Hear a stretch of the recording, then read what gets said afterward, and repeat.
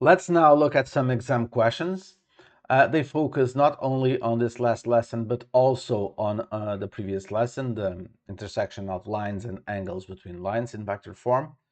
The first one is from this paper. This is a winter 2011 paper 31. We're looking at question 7.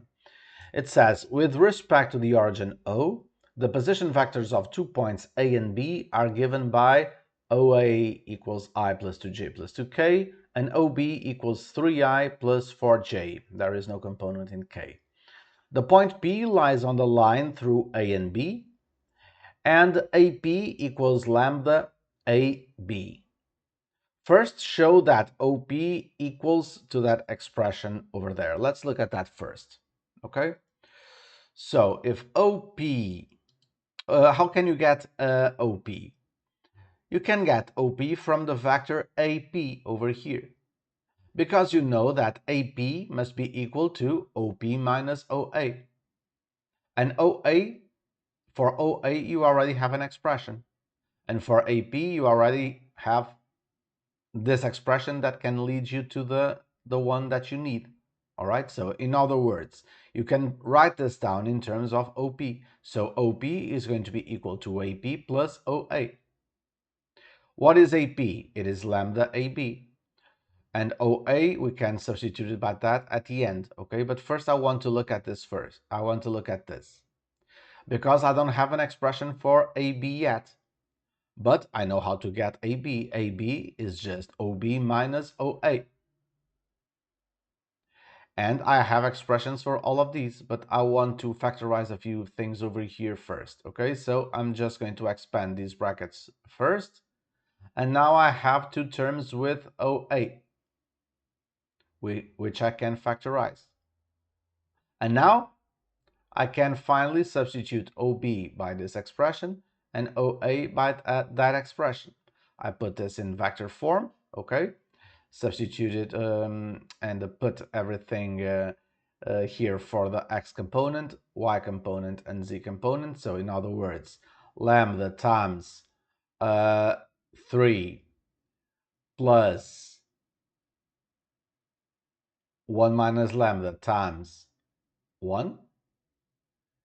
Second line is going to be lambda times 4 plus 1 minus lambda times 2. And third line, you don't have a component over here in k, okay, in the z component, so it's just going to be 1 minus lambda times 2, all right? Now I expand these brackets and simplify, and in terms of lambda, I will have this expression, which is the one that you wanted in the first place, okay? Now, by equating expressions for cosine of AOP and cosine of BOP in terms of lambda, find the value of lambda for which OP bisects the angle AOB. Okay? If OP bisects the angle AOB, what is it doing to angle AOB? It is dividing in two equal angles. If it is bisecting, the angle AOP is going to be equal to the angle BOP, right?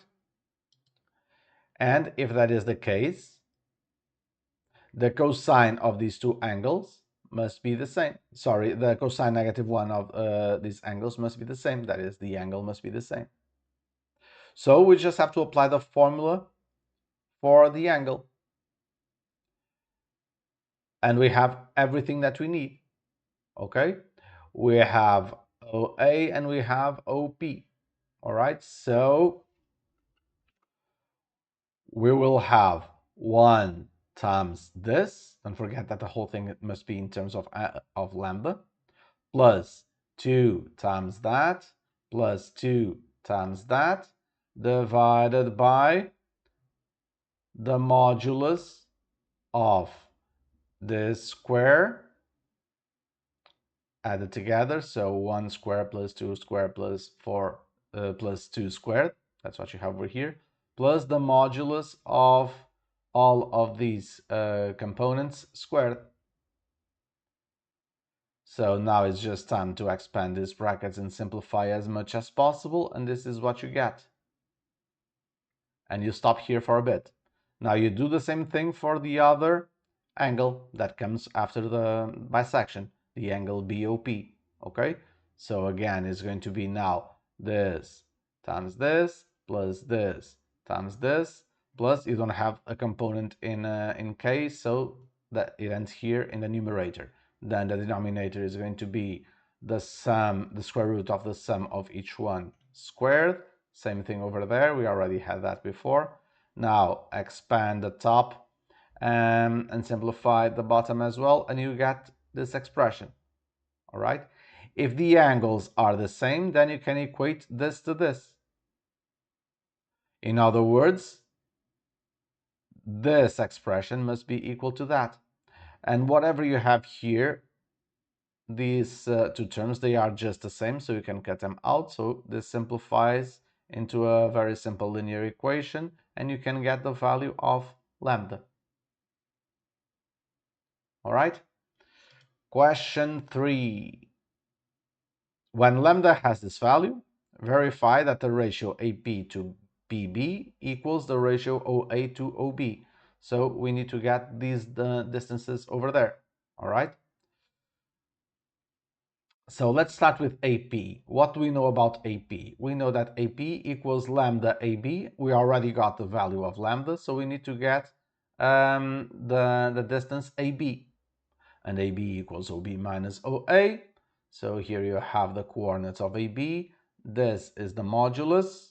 So it's 2 square root of 3 or square root of 12. So AP equals lambda times AB. So lambda is 3 over 8 times square root of 12, which is 2 over square root of 3. This 2 cuts with that 8 and becomes a 4. So here you have the distance. Now, we need PB. And in order for us to get PB, we need to get OB minus OP. This is the coordinate of OP. All right. Now that we know lambda, we can substitute it over there, and we have here the coordinates. OB we already had on top. So here you have the distance.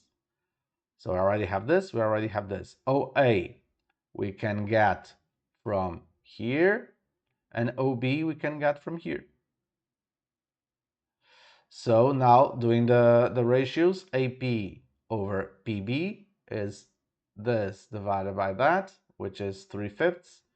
OA is 3 and OB is 5. So they are the same, proving that the ratios are the same.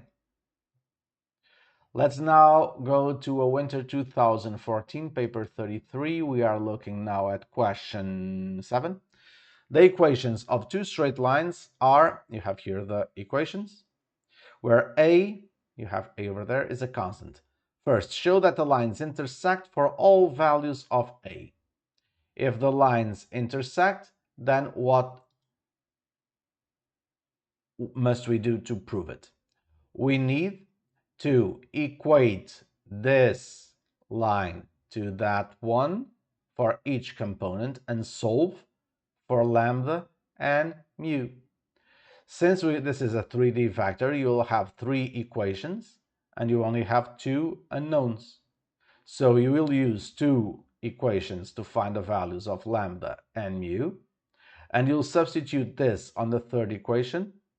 And if the values that you have on the left-hand side of the equal and on the right-hand side of the equal, they are the same, you have proven that they intersect.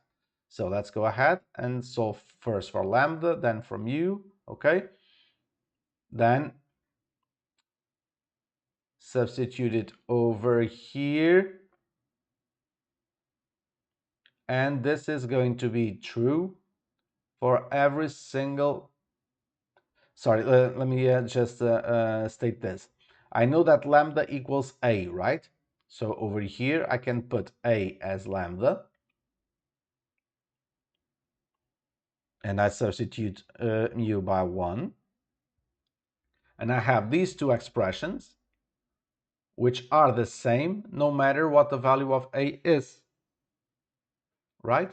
So this is true for all values of A, and you have proven that they intersect. Then it asks you to, it tells you this: given that the point of intersection is at a distance of 9 units from the origin, find the possible values of A. So you know that the distance, this distance is 9. So what is OP? Is square root of this plus that squared plus this plus that.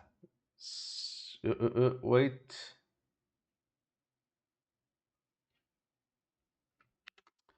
Sorry, I was telling you wrong. Now that I know that lambda is A, I can use this line alone to get the position of point P. And so the distance from O to P is going to be given by 1 plus lambda, which is A squared. I'm multiplying this by the I, so I'm focusing on the i's. For the J, you don't have any component over there, so it's just going to be 4 squared plus minus 2 plus 3 times lambda, which is A. Okay, so minus 2 plus 3A squared, yes. And the square root equals to 9, all right? Which means that we can put 9 as square root of 81, get rid of the denominators, simplify the equation, you have a quadratic, and you can solve it for A, and you have the two values of A, minus 2 and 3, all right? Then finally, Spring 2015, paper 31, and it's question what? Question 6. The straight line L1 passes through the points, this one and that one. The straight line L2 has equation this. Show that the lines L1 and L2 are skew, okay? So again, in order for you to show that the lines are skew, you first have to set up simultaneous equations, solve for mu and lambda that you can get from that one, all right? Substitute it on the third equation. If the lines, if what you have on both sides of the equation are different values, you have proven that they are skew.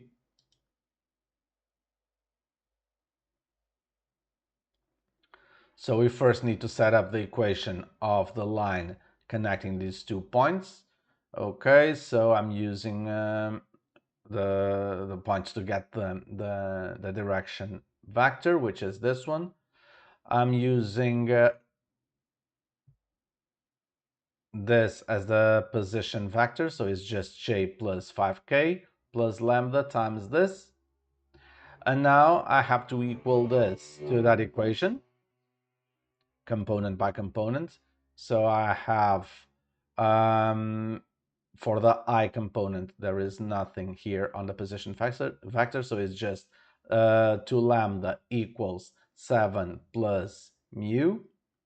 For the j, you have 1 plus, or better yet, minus 3 lambda equals 1 plus 2 mu. And then for the k, you have 5 minus 4 lambda equals 1 plus 5 mu, okay? 3 equations, 2 unknowns, so use 2 of them to figure out the values of lambda and mu. In this case, I used over here, I factorized minus 2 over here, so minus 4 is minus 2 times 2 lambda. But 2 lambda is 7 minus 7 plus mu, so that's what I put over here.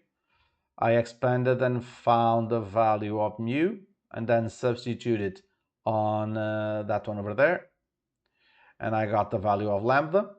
And now I substitute both on the equation that is left, this one over here, and I have two different values on both sides of the equal, and this proves that the lines are skew. By the way, if they were the same, it would prove that they intersect. Okay? Then find the acute angle between the direction of line L2, this one, and the direction of the x-axis. What is the direction of the x-axis? is a direction where y equals 1 and j and k are 0. Okay, so the direction of x-axis is this. The direction of line L2 is given by obviously its direction vector.